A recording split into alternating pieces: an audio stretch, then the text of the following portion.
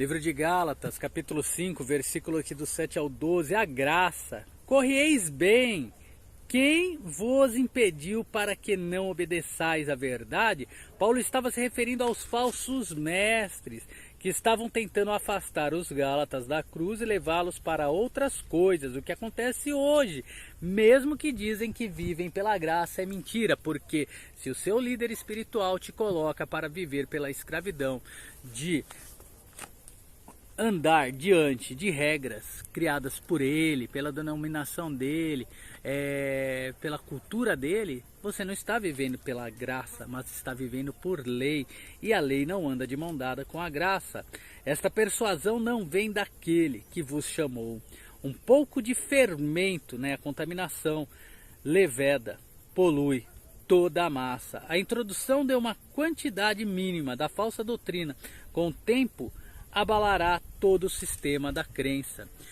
Confio de vós no Senhor, que nenhuma outra coisa sentireis, que os Gálatas não abandonassem a cruz pela falsa doutrina, mas aquele que vos inquieta, seja ele quem for, sofrerá a condenação. No devido tempo, o juízo virá para aqueles que tentam propor um caminho de salvação que não é Cristo e a cruz. Eu, porém, irmãos, se prego ainda a circuncisão, porque sou, pois, perseguido? É uma pergunta, está dizendo ele prega porque ele é seguido? Qualquer mensagem que não seja a respeito da cruz atrai pouca oposição. Logo, o escândalo da cruz está aniquilado. A cruz ofende o mundo e a maioria da igreja. Assim, se o pregador deixar de pregar a cruz como o único caminho para a salvação e a vitória, então a oposição e a perseguição cessarão, mas também a salvação. É por isso que nos tempos atuais você vê homens e mulheres com milhares e milhares de seguidores e pessoas compartilhando seus vídeos com filosofias sem nenhum nexo, sem nada bíblico, e não vê um pregador que prega o verdadeiro evangelho com milhares de seguidores e nem os seus vídeos ou suas mensagens sendo retransmitidas. E esses que estão pregando heresias, pouca oposição tem, a não ser de quem? Dos outros iguais a ele, por causa de dinheiro, não por causa que estão dizendo que estão pregando algo errado, mas aqueles que pregam a verdade sempre serão perseguidos. Eu quereria que fossem cortados aqueles que vos andam inquietando. Olha só como Paulo termina. Eles poderiam desaparecer da face da terra, mas infelizmente os falsos mestres parecem estar sempre infestados com a paisagem. É aquela tal história do joio e o trigo. O joio está dentro da casa de oração, denominada igreja, e o trigo também. E por que não tirar o joio? Porque se tirar o joio, o trigo vai sair junto.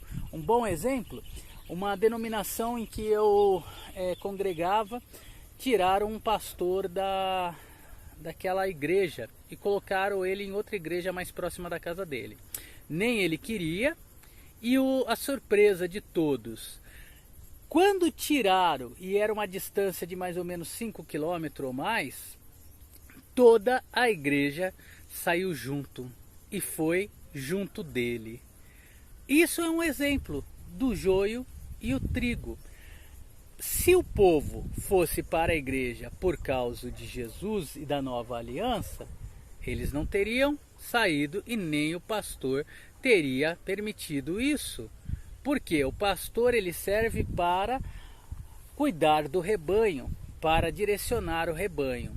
Mas ele se alegrou de ver a mudança que houve, de todos seguir a ele, se sentindo privilegiado, porque ele também não queria sair daquela igreja, mesmo que fosse para próximo da casa dele. E o que aconteceu?